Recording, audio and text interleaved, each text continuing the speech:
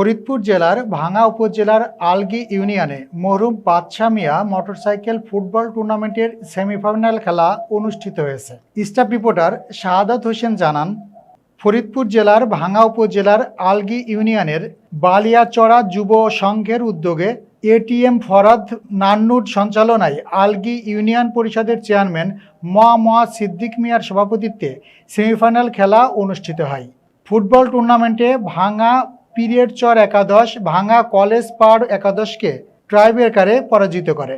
এ সময় উদ্বোধনী বক্তব্য রাখেন আলগী ইউনিয়ন পরিষদের চেয়ারম্যান মোয়া সিদ্দিক মিয়া, আলগী ইউনিয়ন পরিষদের সাবেক চেয়ারম্যান মজিবুর মিয়া। উপস্থিত ছিলেন আলগী ইউনিয়ন বিএনপির যুগ্ম সাধারণ সম্পাদক মুন্সি সুমন ভুলু, আলগী ইউনিয়ন যুবদল নেতা বাচ্চু মিয়া, অবসরপ্রাপ্ত সহকারী পুলিশ সুপার ইমারত হোসেন, বিএনপি নেতা নুরু মিয়া, কালাম মাতুব্বর, বিএনপি নেতা দেলোয়ার মাতুব্বর, বিশিষ্ট সমাজসেবক কালাম মুন্সি, বাকলেস মেম্বার শামীম মাতুব্বর।